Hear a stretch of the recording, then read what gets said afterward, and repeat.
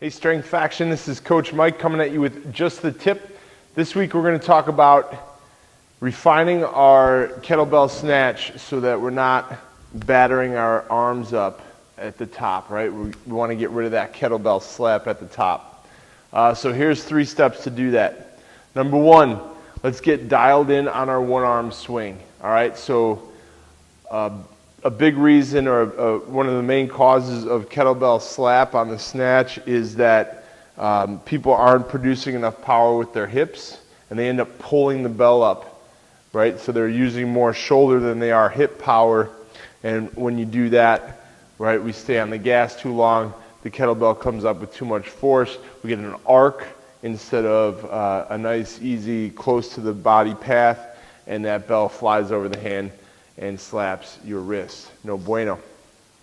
Right, so a good thing to do, and even just supersetting one arm swings, heavy one arm swings, and then lighter kettlebell snatches is going to get you in the habit and let you feel, right, what it feels like to really truly create as much power with your hips as possible.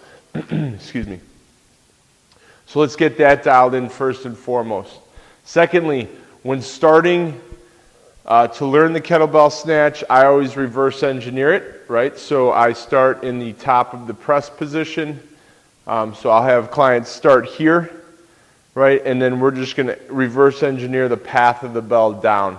So I'll have them start from here, kind of lead with their elbow, throw the bell down into a single arm swing, right? So once they get comfortable, at this point my clients usually know the kettlebell press and the kettlebell clean, so that when we start in on the snatch, right, we start at the top, we reverse engineer it, we lead with the elbow, throw back through, hip pop, and go into a swing, clean the bell up, press it, right? So what we're doing is we're learning that bell path from the top down, which is a little bit easier than from the bottom up. So reverse engineer the snatch. Start at the top, teach it down. And then the third point is punch it so you don't crunch it, right?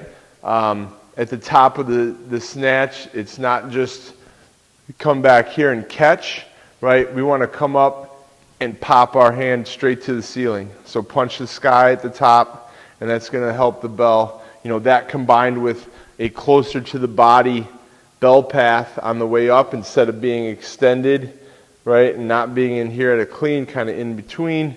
That coupled with a clean punch to the sky is going to help that bell wrap around the forearm and nestle onto you.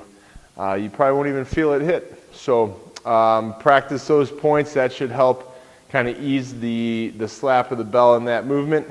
And hit us up with questions. We'll see you next week.